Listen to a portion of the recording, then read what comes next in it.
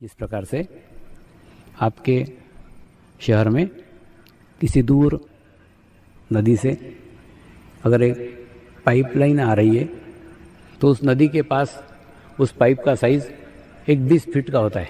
उसके बाद में और वो पाइप 10 फीट का होता है, फिर वो पाइप 5 फीट का होता है, फिर वो पाइप 1 फीट का होता है, फिर आपके घर में आके छोटा सा एक नल, छोटा सा टेप बन जाता है और उस टेप के माध्यम से आपके घर में वो पानी आता है।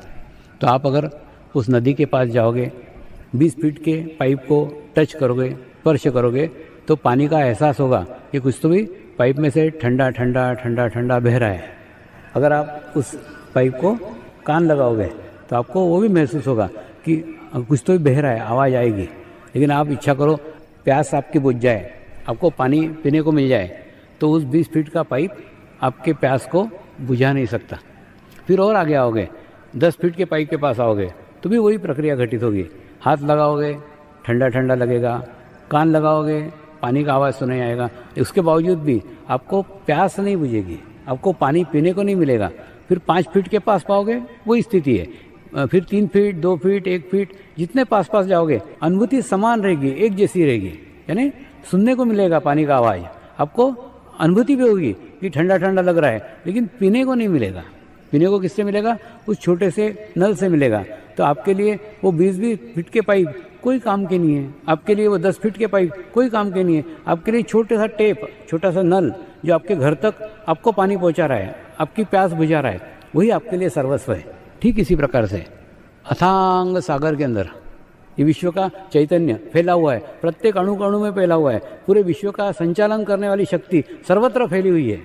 लेकिन वो सर्वत्र फैली हुई शक्ति अपने को किस माध्यम से मिल रही है, अपने घर में, अपने देह रूपी घर में किस नल से आ रही है, अपने लिए वो महत्वपूर्ण है। अगर हम हमारी एकाग्रता उस नल के ऊपर ही रखें, उस माध्यम के ऊपर ही रखें, तो सारे विश्व का चैतन्य हमें प्राप्त हो सकता है।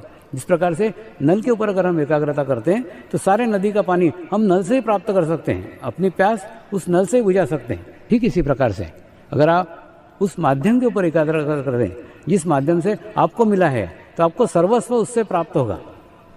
मुझे भी मेरे जीवन में मेरे गुरु कृपा में ही सब कुछ प्राप्त हुआ है। मेरा सारा अटेंशन, मेरा सारा चित्त उसी गुरु चरणों पे स्थिर था और मुझे वहीं से सब कुछ प्राप्त हुआ। सारी एकाग्रता एक ही जगह रखी है, जीवन में कुछ नहीं किया, सिर्फ एकाग्रता एक जगह रखी, तो एक जगह रखने के बाद में सब कुछ उससे प्राप्त हो गया। आप जो अलग अलग समस्या लेके आते हो, अलग अलग प्रॉब्लम लेके आते हो, तो 2 बातें ध्यान रखो। पहली बात तो कि कोई भी सिरा पकड़ करके मत बैठो। सिरा पकड़ के मत बैठो मतलब जैसे आपने एक सिरा पकड़ के बैठा हुआ है कि आपको ये चीज़ मिलनी ही चाहिए, और सपोज़ वो अगर नहीं मिली तो आपको इस कोने तक जाना पड़ सकता है। तो यहाँ से यहाँ तक की यात्रा करना बहुत कठिन हो जाएगा। या आपने ये सिरा पकड़ करके बैठा है कि मेरे को बिल्कुल नहीं चाहिए, और समझ लो वो लेना पड़ा या स्वीकार करना पड़ा, तो क्या होगा? आपको फिर यहाँ से यहाँ तक की यात्रा करनी पड़ेगी। इसलिए जीवन में सारा समस्या, सारी प्रॉब्लम का जोड़े स्वीकार करना सीख लो। जो परिस्थिति आए उसको स्वीकार कर लो, जो स्थान आए उसको स्वीकार कर लो, जो मनुष्य आए वो स्वीकार कर लो। जितने स्वीकार करते जाओगे उतना आपका हृदय विकसित होते जाएगा, उससे आपका असंतोष बढ़ना बंद हो जाएगा। धीरे धीरे धीरे धीरे आपको एक समाधान प्राप्त होगा, आपको एक शांति प्राप्त होगी। तो सबसे पहले स्वीकार करना सीख लो कि कोई भी चीज़ है उसको स्वीकार कर लो, बड़े शांति के साथ आप उसको स्वीकार कर लो, तो आपका मन अशांत नहीं होगा। दूसरा, सारी प्राप्ति जो आप चाहते हो आपके जीवन में वो सब कुछ प्राप्त हो सकता है। सिर्फ आपकी आध्यात्मिक स्थिति प्राप्त करने की आवश्यकता है। आप आपकी आध्यात्मिक स्थिति अच्छी करो, बाकी सब चीज़ें बाय प्रोडक्ट है। ये मिलना चाहिए, वो मिलना चाहिए, उधर ध्यान लेके आपको कुछ नहीं मिलेगा। आप आध्यात्मिक स्थिति आपकी अच्छी कर लो। देखो, आपके अंदर अगर शांति है तो आपके बाहर शांति स्थापित हो जाएगी। अब आपके अंदर अगर आपको समाधान है तो आपको बाहर समाधान मिल जाएगा। आपके अंदर अगर शांति नहीं है तो बाहर शांति कभी नहीं मिल सकती। इसलिए भीतर के शांति को प्राप्त करो, भीतर के समाधान को प्राप्त करो।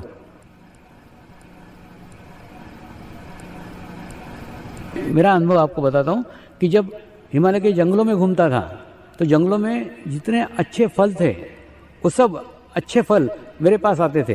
क्यों? क्योंकि वहाँ के आदिवासी राजाओं की जो रानियाँ थी वो बोलती थी कि नहीं, मैं खुद जाऊँगी, खुद जाके सबसे अच्छे फल तोड़ के लाऊंगी, तो वो फल मेरे पास आता था। उसके बाद में आज मैं समाज में हूँ, तो समाज में जो चीज़ें आप इच्छा कर रहे हो वो सब चीज़ें मुझे उपलब्ध है, वो मेरी हो या नहीं हो मुझे उपलब्ध है, करने का क्या, किसी की भी हो। तो कहने मतलब ये सब बाय प्रोडक्ट है, तो इसको पाने के लिए ना मैंने वहाँ कोशिश की, ना पाने के लिए मैंने यहाँ कोशिश की, ये सब ऑटोमेटिकली मिल जाता है। और आपका सारा चित्त, सारा ध्यान उनको पाने में खर्च हो रहा है। उधर से चित्त निकालो और आपके चित्त को सामूहिकता में लाओ, आपके चित्त को कलेक्टिविटी में लाओ, आपके चित्त को एकाग्र करो। एकाग्र चित्त, स्ट्रांग चित्त, पवित्र चित्त, मजबूत चित्त आपको सर्वस्व जीवन में प्राप्त कर देगा। और महत्वपूर्ण प्राप्त कर देगा, एक समाधान प्राप्त कर देगा, एक शांति। और दूसरा, स्वीकार करने की आपकी स्थिति बहुत अच्छी हो जाएगी। आप किसी अच्छे जगह भी जाओगे तो भी खुश रहोगे, किसी बुरी जगह जाओगे तो भी खुश रहोगे। तो मैं राजमहलों में रहता हूँ तो भी खुश रहता हूँ, पत्थरों पे सोता हूँ तो भी खुश रहता हूँ, जहाँ भी रहता हूँ मेरे गुरु के सानिध्य में रहता हूँ, मेरे गुरु के साथ रहता हूँ। तो मैं कहाँ रहा उसको कोई महत्व नहीं है, अच्छी जगह रहा या बुरी जगह रहा, वो स्थान महत्वपूर्ण नहीं है। महत्वपूर्ण है मैं किसके साथ रहा। आप भी अगर चित्त के साथ जहाँ भी रहोगे, आपका चित्त जहाँ रहेगा तो वहाँ की एनर्जी, वहाँ की ऊर्जा, वहाँ की स्थिति आप ग्रहण करते चले जाओगे। तो धीरे धीरे वो आपके स्थिति के ऊपर उसका प्रभाव होना शुरू हो जाएगा। समर्पण ध्यान एक ध्यान की खूब पुरानी पद्धति है, जो पद्धति सालों तक हिमालय में छुपी हुई थी। और हिमालय में एक गुरु से एक शिष्य को, एक शिष्य से एक शिष्य को ऐसी सालों से चली आ रही थी। और वो सभी चाहते थे कि एक उचित समय आने पे ये सारी शक्तियों का विकेंद्रीकरण होना चाहिए। ये गुरु का प्रसाद है, प्रसाद अधिक से अधिक लोगों तक, अधिक से अधिक मनुष्य तक पहुंचना चाहिए। और इसी बात को ध्यान में रखते हुए उन्होंने मुझे एक माध्यम के रूप में चुना। मेरे माध्यम पे चुने जाने पर मैंने भी गुरुदेव को पूछा था कि आपके पास इतने अच्छे अच्छे आध्यात्मिक स्थिति वाले शिष्य होते हुए मेरे शरीर के एक अनाड़ी को तुमने इस कार्य के लिए क्यों चुना? तो उनका उत्तर था, ये सब पाने के लिए आए हुए हैं, देने का भाव इनमें नहीं है। ये वो विद्यार्थी है जो मैथमेटिक्स में 100 में से 100 नंबर ला सकते हैं, लेकिन ये मैथमेटिक्स दूसरे को सिखा नहीं सकते, ये गणित दूसरे को सिखा नहीं सकते। तो वो 40% लाने वाला विद्यार्थी है, लेकिन तेरे अंदर दूसरे को सिखाने का भाव है, तेरे अंदर दूसरे को सिखाने की इच्छा है। इसी के कारण हमारे तू काम का है, हमारे ये कोई काम के नहीं है। इसीलिए एक सामान्य दिखने वाले, एक सामान्य डील-डोल वाले, एक सामान्य मनुष्य को उन्होंने इसलिए चुना क्योंकि सामान्य व्यक्ति तक वो अपनी अनुभूति का प्रसाद पहुंचाना चाहते थे, आम आदमी तक पहुंचाना चाहते थे। इसलिए एक आम आदमी का चुनाव उन्होंने ये माध्यम के रूप में चुना। ये समय वो समय है जिस समय के बारे में संत ज्ञानेश्वर ने आज से 800 साल पहले अपनी ज्ञानेश्वरी में लिखा हुआ है कि एक ऐसा समय आएगा जब हजारों लाखों लोग उस अनुभूति को प्राप्त करेंगे, परमेश्वर के स्वरूप की अनुभूति करेंगे। वही उस उचित समय की गुरुदेव भी प्रतीक्षा कर रहे थे कि वो उचित समय आए, तभी उस अनुभूति का प्रसाद वो समाज में बांटें। इसीलिए उन्होंने एक माध्यम के रूप में मुझे भेजा है। जिस प्रकार हम किसी शादी में जाते हैं तो शादी में देखते हैं कि बहुत अलग अलग व्यंजन बने रहते हैं, अलग अलग पकवान बने रहते हैं, और जो वेटर वहाँ खड़ा रहता है वो हमको परोसते रहता है, लेकिन वास्तव में वो वेटर है, वो केवल परोसने वाला है, खाना उसने बनाया हुआ नहीं है। रसोइये जो अलग एक बड़े कमरे में किचन में खाना बनाते रहते हैं और बना करके उसे देते रहते हैं, वो सिर्फ परोसते रहता है। ठीक इसी प्रकार से हिमालय में मेरे गुरु बैठे हुए हैं, वो वहाँ खाना बनाते रहते हैं, मैं सिर्फ परोसते रहता हूँ। तो मैं एक वेटर मात्र हूँ, एक वेटर जैसा मेरा रोल है, सिर्फ परोसने वाला हूँ। तो अगर उस अनुभूति का आनंद आपको प्राप्त हो, आपको अनुभूति हो, तो उन रसोइयों को, उन गुरुओं को आप धन्यवाद दो जिन्होंने ये अच्छा खाना आपके लिए बना करके आपके समाज में भेजा है। जैसे मैं एक गंदा पाइप था, उस गंदे पाइप में बहुत सारे कीड़े थे, बहुत सारे मिट्टी थी, बहुत सारा गंदा था, और उस पाइप मैं अपने आप को स्वच्छ करना चाहता था, मैं अपने आप को पवित्र करना चाहता था, लेकिन मैं स्वच्छ करने की इच्छा रखूं तो भी वो मैं स्वच्छ नहीं कर सकता था। फिर मैंने क्या करा, मेरा एक प्रेशर पाइप वाला गुरु था, तो उन गुरु के पाइप से मैंने अपने आप को जोड़ लिया, और जैसे ही जोड़ लिया तो क्या हुआ, गुरु की कृपा का पानी जब इस पाइप में से घुसने लग गया और इस पाइप से निकलने लग गया, तो ऑटोमेटिकली ये पाइप स्वच्छ हो गया, ये पाइप पवित्र हो गया। तो उस पाइप में से जो पानी नीचे गिर रहा है, वो कोई पानी पिए तो भी वो पाइप स्वच्छ होगा, वो पानी नहीं पिए, वो नाली में जाए तो भी वो पाइप स्वच्छ होगा। यानी जो माध्यम रहता है, वो माध्यम दोनों स्थिति में स्वच्छ हो जाता है, पवित्र हो जाता है। चाहे उस माध्यम से निकला हुआ पानी लोगों तक पहुँचे और वो लोग उसका सदुपयोग करें या दुरुपयोग करें, दोनों स्थिति में पाइप स्वच्छ हो जाता है। ये मेरा खुद का निजी अनुभव है कि जब गुरु कार्य करते करते करते करते ऑटोमेटिकली उस कार्य के माध्यम से हम एक आनंद को प्राप्त करते हैं। इस मार्ग में सिर्फ जिज्ञासा के कारण आया, और जिज्ञासा के बाद में जब अनुभूति प्राप्त हुई, तो अनुभूति प्राप्त होने के बाद में फिर ऐसा लगा नहीं, जो मुझे मिला है वो प्रत्येक मनुष्य को मिलना चाहिए, आम आदमी तक पहुंचना चाहिए, प्रत्येक मनुष्य को वो प्राप्त होना चाहिए। तो उसी अनुभूति के बांटने से जो आनंद मुझे मिला, उसी आनंद को प्राप्त करने के लिए मैंने फिर ये कार्य करना प्रारंभ किया। तो मैं मेरे साधकों को बोलता हूँ, जिस प्रकार से मैंने मेरे गुरु कार्य को पकड़ा, आप भी उस गुरु कार्य को पकड़ो, आप माध्यम बनो, आपके माध्यम से कार्य करो, फिर लोग उससे लाभान्वित हो तो भी ठीक है, नहीं लाभान्वित हो तो भी ठीक है। ये आपका कार्य क्षेत्र नहीं है, क्योंकि प्रत्येक ने अपने कार्य क्षेत्र में रहकर कार्य करना चाहिए। तो उसका वो कार्य क्षेत्र है, अपना वो कार्य क्षेत्र है। जिस प्रकार मैं पहली बार मुंबई आया, तो मुंबई के कई उद्योगपतियों ने मुझे कहा, हमें ये आपका ये ध्यान पद्धति तो अच्छा है, आपकी अनुभूति तो अच्छी है, लेकिन ये ना निःशुल्क है, ये फ्री है, इसलिए लोग बोलते हैं ये थर्ड क्लास है। तो मैंने कहा कि वो उनकी सोच है, उनके लिए मैं मेरे गुरु के आदेश को चेंज नहीं कर सकता, बदलाव नहीं कर सकता। मैं उसी रास्ते पे चलता रहा, और केवल भारत में नहीं, सारे विश्व में ये निःशुल्क है। सारे विश्व में जितने भी शिविर आयोजित होते हैं, सब शिविरों में निःशुल्क ये कार्यक्रम बांटा जाता है, क्योंकि प्रसाद का कोई मूल्य नहीं होता। प्रसाद जो रहता है उसका कोई मूल्य नहीं है, वो प्रसाद बांटने की चीज़ है, वो रखने की चीज़ नहीं है। तो इसीलिए मैं भी जो कार्य कर रहा हूँ, मेरे साथ हजारों लाखों साधक जुड़ गए, वो अनुभूति के कारण वो उस प्रसाद को बांटने का कार्य कर रहे हैं।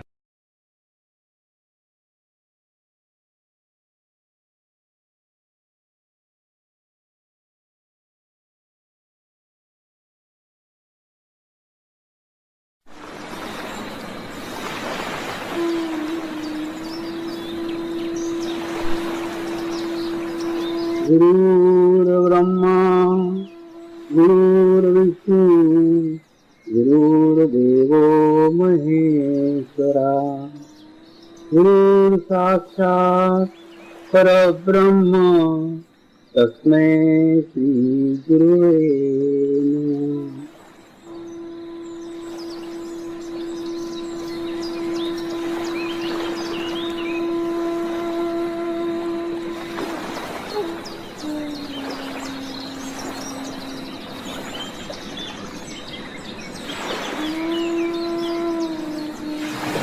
मेरे साथ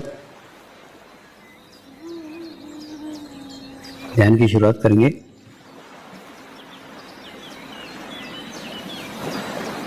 मैं एक पवित्र आत्मा हूँ,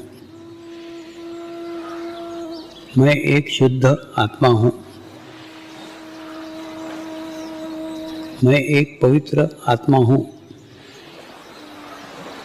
मैं एक शुद्ध आत्मा हूँ। मैं एक पवित्र आत्मा हूँ। मैं एक शुद्ध आत्मा हूँ। गुरु मंत्र का उच्चारण करेंगे।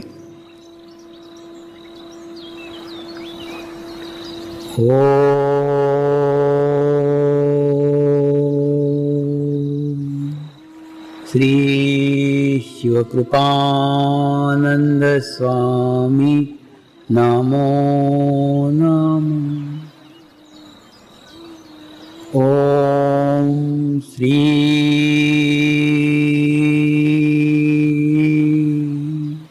शिवकृपानंद स्वामी नमो नमः। ओम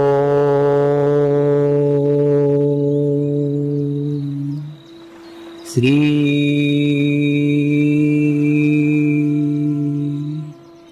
शिवकृपानंद स्वामी नमो नमः। ओम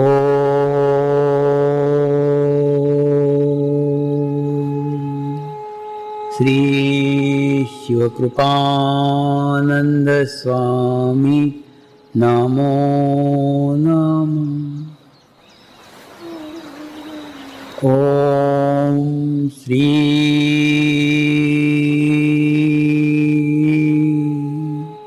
शिवकृपानंद स्वामी नमो नमः। ओम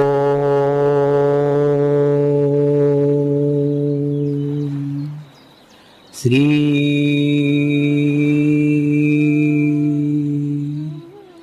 शिवकृपानंद स्वामी नमो नमः। ओम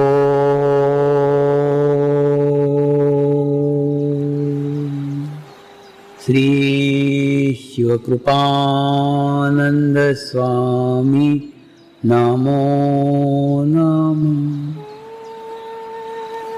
ओम श्री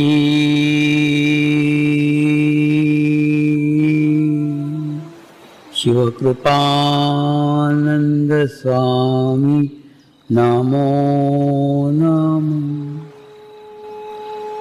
ओम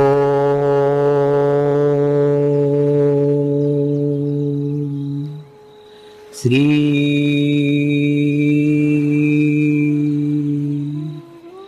शिवकृपानंद स्वामी नमो नमः।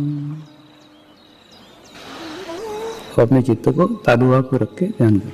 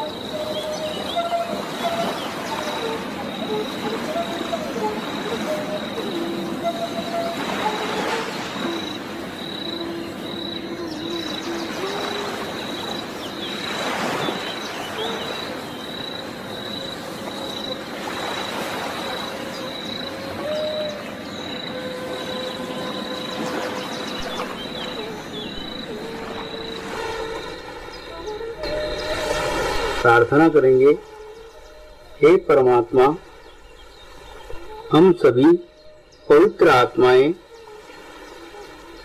आपको हृदय से प्रार्थना करते हैं कि सारे विश्व में शांति हो, सारे विश्व के आत्माओं की आध्यात्मिक उन्नति हो एवं सर्वांगीण उन्नति हो। यही हम सब आत्माओं की शुद्ध इच्छा है। नमस्कार करेंगे।